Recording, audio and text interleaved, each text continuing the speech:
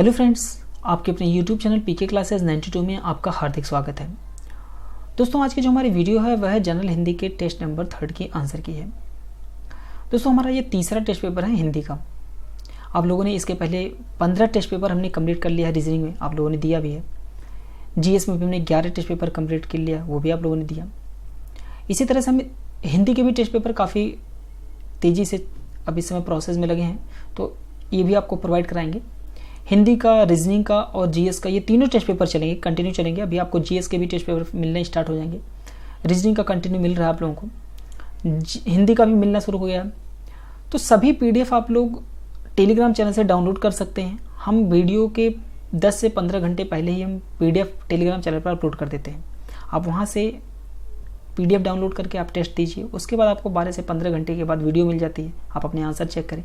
किसी प्रकार की समस्या आती है तो आप मुझे व्हाट्सअप करें, स्क्रीनशॉट लें क्वेश्चन के, वो मुझे व्हाट्सअप करें। जो भी प्रॉब्लम आएगी वो मैं सॉर्ट आउट कर दूंगा। उसके बाद अपना रिव्यू भी आप लोग जरूर हमें दिया करें। जैसे कोई फीडबैक, जैसे जो भी बैड है, अच्छा बुरा जो भी फीडबैक होता है, आप लोग उसे हमें ज़रूर कमेंट करके बताएं।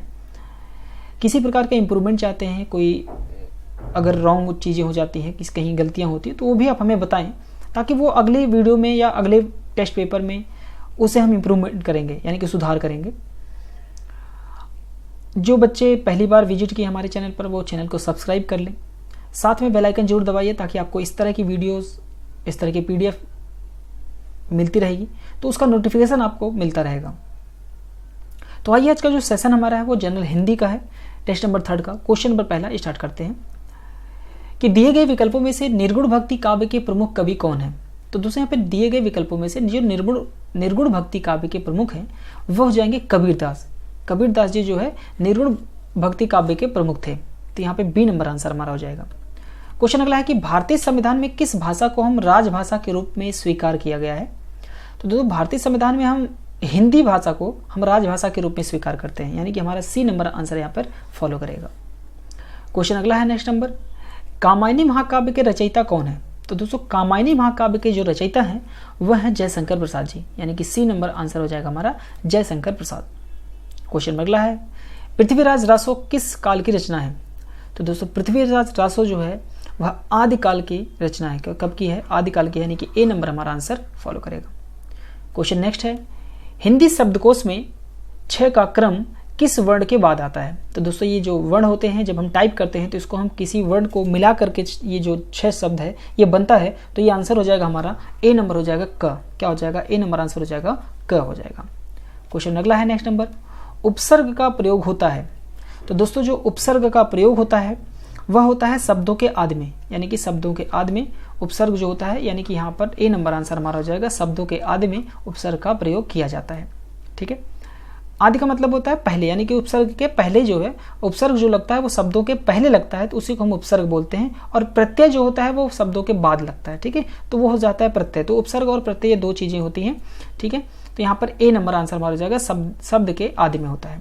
ठीक है, क्वेश्चन अगला है कि मिठास शब्द में किस प्रत्यय का प्रयोग है। यानी कि प्रत्यय मतलब अभी मैंने बताया, प्रत्यय जो है होता है वो शब्दों के बाद आता है।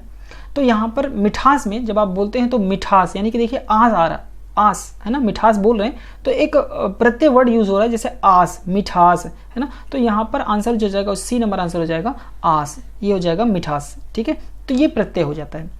क्वेश्चन अगला है नेक्स्ट नंबर हमारा कि सत्याग्रह का संधि विच्छेद है। सत्याग्रह का संधि विच्छेद हो जाएगा। तो दोस्तों, इसका जो आंसर हो जाएगा वो जाएगा सत्य धन आग्रह। सत्य धन आग्रह, यानी कि डी नंबर हमारा आंसर फॉलो करेगा, सत्य धन आग्रह। क्वेश्चन अगला है 9 नंबर कि 2 वर्णों के मेल से होने वाले विकार का जो परिवर्तन होता है उसे हम क्या कहते हैं। तो 2 वर्णों के मेल से जो होने वाले विकार होते हैं उनको हम क्या बोलते हैं? संधि बोलते हैं। क्या बोलते हैं? संधि बोलते हैं, यानी कि ए नंबर हमारा आंसर फॉलो करेगा, ए नंबर आंसर। क्वेश्चन अगला है नेक्स्ट नंबर, वाक्य के अशुद्ध भाग यानी कि त्रुटिपूर्ण भाग का चयन कीजिए। यदि कोई त्रुटि नहीं है तो भाग हमारा डी को सही करना है। ठीक है, देखिए यहाँ पर ए बी सी डी दिया हुआ है और एक वाक्य लिखा हुआ है, इसमें हमें एरर बताना है कि गलतियां कहां पर है। तो धनवान को व्यर्थ, व्यर्थ मतलब यहाँ पे व्यर्थ लगा हुआ, तो यहाँ पर बेकार नहीं होना चाहिए था, है ना। बेकार यानी कि बेकार में सहायता देकर कोई लाभ ना होगा, तो कोई त्रुटि नहीं है। तो यहाँ पर आंसर जो हो जाएगा वो जाएगा बी नंबर, यानी कि यहाँ पर धनवान को व्यर्थ सहायता देकर कोई लाभ न होगा, तो यहाँ पर बी नंबर में गलतियां हैं, यहाँ पर बी नंबर में गलतियां पाई गई हैं, तो यहाँ पर आंसर हमारा हो जाएगा बी नंबर आंसर। क्वेश्चन अगला है कि दिए गए शब्दों में शुद्ध वर्तनी वाला शब्द है, दिए गए शब्दों में शुद्ध वर्तनी जो शब्द है वो क्या है। तो यहाँ पे जो आंसर हो जाएगा दोस्तों वो हो जाएगा हमारा सच्चिदानंद। क्या हो जाएगा? सच्चिदानंद, यानी कि सी नंबर आंसर हो जाएगा हमारा सच्चिदानंद हो जाएगा। ठीक है, क्वेश्चन अगला है नेक्स्ट नंबर, दिवसावसान का समय, ठीक है, दिवसावसान का समय मेघमय आसमान से उतर रही है, वह संध्या सुंदरी परी सी धीरे धीरे धीरे, है ना। इन पंक्तियों में कौन सा अलंकार है, इन पंक्तियों में कौन सा अलंकार है।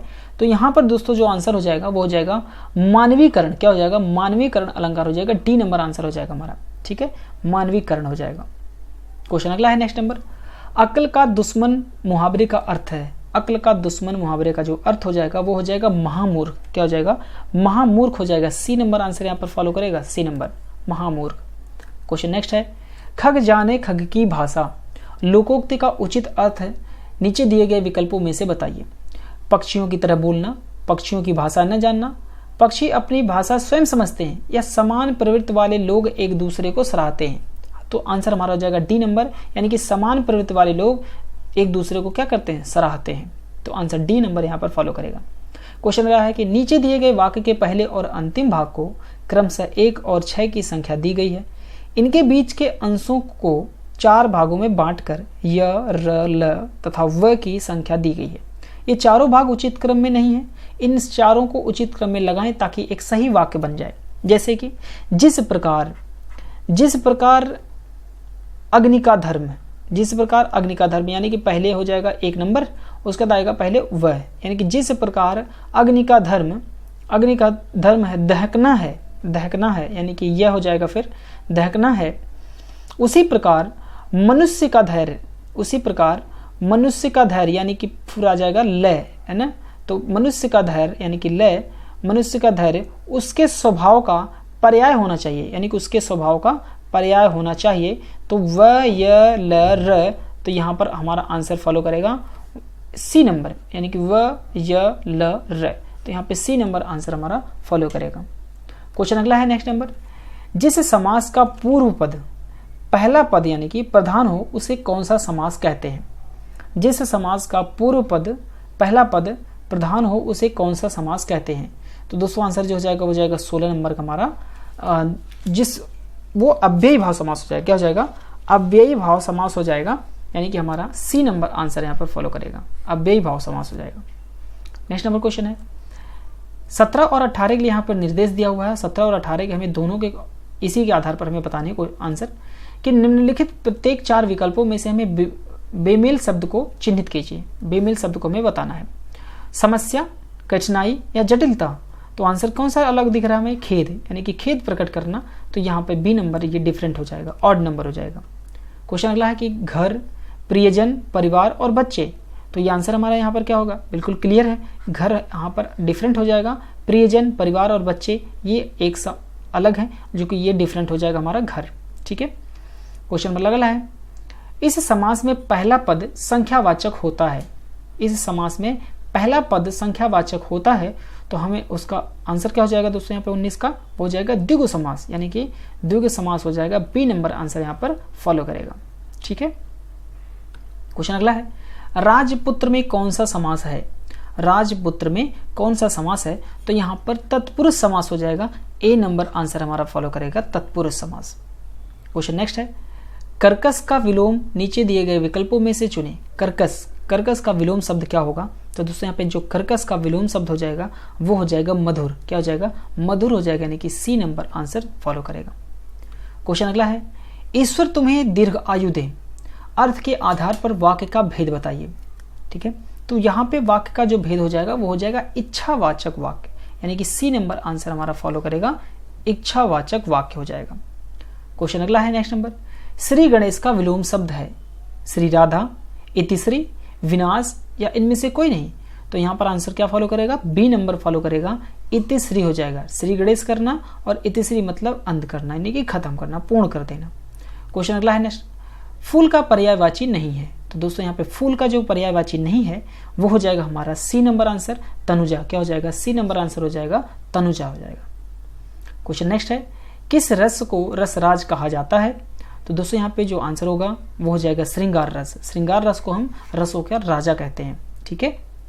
क्वेश्चन नेक्स्ट है, हिंदी वर्णमाला में व्यंजनों की संख्या क्या है? ठीक है, हिंदी वर्णमाला में व्यंजनों की संख्या क्या है? तो आंसर हो जाएगा सी नंबर यानी कि 33 नंबर। क्या हो जाएगा? सी नंबर आंसर हो जाएगा 33। नेक्स्ट है, अविकारी शब्द क्या होता है? अविकारी शब्द क्या होता है? तो यहाँ पे अविकारी शब्द जो है वो है अव्यय। क्या है? अव्यय है। तो यहाँ पे सी नंबर आंसर हमारा फॉलो करेगा। क्वेश्चन नेक्स्ट है, दिन रात अध्ययन करके भी यह प्रथम स्थान न प्राप्त कर सका। नीचे दिए गए विकल्पों में से इस वाक्य में रेखांकित शब्द की वर्तनी शुद्ध कीजिए। तो दोस्तों आंसर जो हो जाएगा वो हो जाएगा सी नंबर ही आंसर हो जाएगा। सॉरी, सी नंबर नहीं होगा, आंसर हमारा हो जाएगा बी नंबर। आंसर हो जाएगा बी नंबर यहाँ पर अध्ययन। बी नंबर आंसर यहाँ पर फॉलो करेगा अध्ययन। ठीक है। क्वेश्चन अगला है नेक्स्ट नंबर, हिंदी की आदि जननी क्या है? तो दोस्तों हिंदी की जो आदि जननी होगी क्या है? वो पाली, संस्कृति, अपभ्रंश, प्राकृति। तो हिंदी की आदि जननी जो होती है वो आदि भाषा है वो है संस्कृति, यानी कि बी नंबर आंसर यहाँ पर फॉलो करेगा, संस्कृत हो जाएगा। क्वेश्चन अगला है नेक्स्ट नंबर, कल्प वृक्ष का पर्यायवाची है पारिजात, कल्पत्रु, देववृक्ष, ये सभी। तो यहाँ पर आंसर क्या हो जाएगा? ये सभी हो जाएंगे, क्योंकि ये सभी के सभी जो है क्या है? कल्प वृक्ष के पर्यायवाची शब्द हैं। क्वेश्चन नेक्स्ट है, जिस छंद में 4 चरण और प्रत्येक चरण में 16 मात्राएं होती हैं वह क्या कहलाता है? तो दोस्तों यहाँ पे जो आंसर हो जाएगा वो हो जाएगा हमारा चौपाई, डी नंबर आंसर, यानी कि दोहा, सोठा, रोला और चौपाई। तो आंसर क्या हो जाएगा? चौपाई हो जाएगा। यानी कि जिस छंद में 4 चरण और प्रत्येक चरण में 16 मात्राएं होती हैं वो क्या कहलाता है? वह चौपाई कहलाता है, यानी कि डी नंबर आंसर यहाँ पर फॉलो करेगा। नेक्स्ट है, मन रे तन कागद का पुतला, लागे बूंद बिनस जाए छिन में, और गर्भ करे क्या इतना, इन पंक्तियों में कौन सा रस है? तो दोस्तों इन पंक्तियों में जो रस हो जाएगा वो हो जाएगा शांत रस, यानी कि डी नंबर आंसर यहाँ पर फॉलो करेगा, शांत रस हो जाएगा। नेक्स्ट है, यहाँ पर देखिए निर्देश दिया हुआ है 33 और 34 दोनों क्वेश्चन हमें बताने हैं। जो इंद्र पर विजय प्राप्त कर चुका हो, यानी कि जो इंद्र पर विजय प्राप्त कर चुका हो उसे हम क्या कहते हैं? तो दोस्तों उन्हें हम कहते हैं इंद्रजीत, यानी क्या कहते हैं? इंद्रजीत कहते हैं, यानी कि सी नंबर आंसर हो जाता है इंद्रजीत, यानी कि जो इंद्र पर विजय प्राप्त कर चुका हो उसे हम इंद्रजीत कहते हैं। उच्च कुल में पैदा व्यक्ति, 34 नंबर का जो क्वेश्चन है, यानी कि उच्च कुल में पैदा व्यक्ति धनी, सवर्ण, श्रेष्ठ या कुलीन। तो यहाँ पे जो आंसर हो जाएगा वो हो जाएगा हमारा कुलीन, यानी कि जो कुलीन होता है वो उच्च कुल में पैदा हुआ उसे बोलते हैं कुलीन बोलते हैं। ठीक है। तो यहाँ पे डी नंबर आंसर फॉलो करेगा। जो 33 का आंसर हो जाएगा वो हो जाएगा सी नंबर इंद्रजीत, और 34 का आंसर हो जाएगा डी नंबर कुलीन। नेक्स्ट क्वेश्चन है, निम्नलिखित काव्यांश को पढ़िए और उनके नीचे दिए गए प्रश्नों के उत्तर विकल्पों में से चुनकर लिखिए। कुछ भी बन बस कायर मत बन, ठोकर मार पटक मत माथा, तेरी राह रोकते पाहन, कुछ भी बन बस कायर मत बन, ले देकर जीना क्या जीना, कब तक गम के आंसू पीना, मानवता ने तुझको सींचा, बहा युगों तक खून पसीना। तो यह एक यहाँ पर आपको कविता दी गई है, काव्यांश है। इसी काव्यांश के माध्यम से हमें आंसर बताने हैं इन क्वेश्चन के। कवि क्या करने की प्रेरणा दे रहा है? कवि जो है वो क्या करने की प्रेरणा दे रहा है इस कविता के माध्यम से? गम के आंसू पीने की, आत्मसमर्पण की, रुकावटों को ठोकर मारने की, या कुछ भी न बनने की। तो यहाँ पर आंसर है हमारा रुकावटों को ठोकर मारने की प्रेरणा दे रहा है कवि। क्या कर रहा है? रुकावटों को ठोकर मारने की प्रेरणा दे रहा है ये कवि इस कविता के माध्यम से। क्वेश्चन अगला है नेक्स्ट नंबर, सेम वही है। अभी मैंने कहा था कि जो इंस्ट्रक्शन यहाँ पर है 35 से लेकर 39 तक, यानी कि 39 तक, ठीक है, हमें आंसर बताने हैं। तो यहाँ पर जो काव्यांश है यही है। ठीक है, मैंने यहाँ पर लिख दिया है काव्यांश ताकि आपको दिक्कत ना हो क्वेश्चन समझने में। इन पंक्तियों में कायर का अर्थ है, यहाँ पर देखिए कायर लिखा हुआ है, तो इस कायर का अर्थ क्या है? ठीक है, कायर का है मतलब सहज, समझौतावादी, चालाक या दुष्ट। तो यहाँ पे जो आंसर होगा कायर का मतलब है समझौतावादी, यहाँ पे बी नंबर आंसर फॉलो करेगा, समझौतावादी। जो कायर का अर्थ यहाँ पर दिया गया है, कुछ भी बन बस कायर मत बन, मतलब समझौतावादी मत बन। ठीक है, तो यहाँ पे बी नंबर आंसर हमारा फॉलो करेगा, समझौतावादी। क्वेश्चन अगला है नेक्स्ट नंबर, कुछ भी बन बस कायर मत बन, कवि ने क्यों कहा है?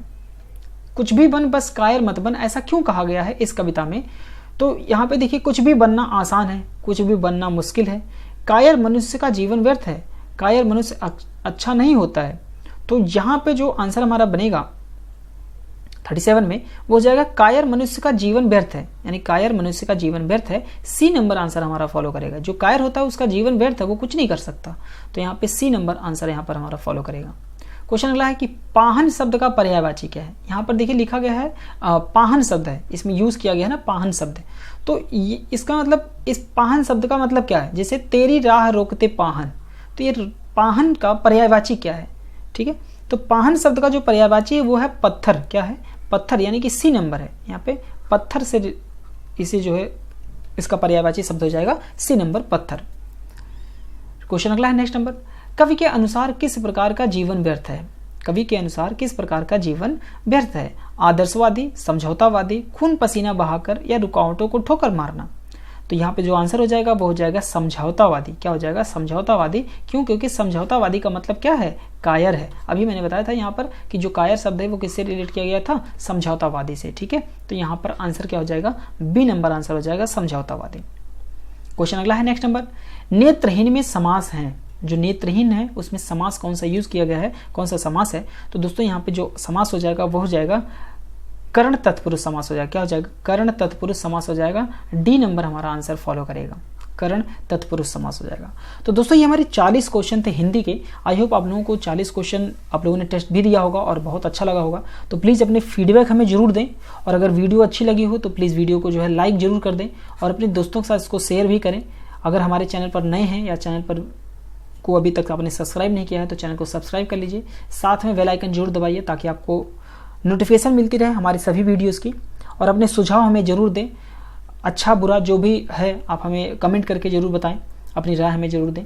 तो मिलते हैं दोस्तों नेक्स्ट वीडियोज़ में और भी नए टेस्ट के साथ। वीडियो हमारी देखने के लिए आपको बहुत बहुत धन्यवाद।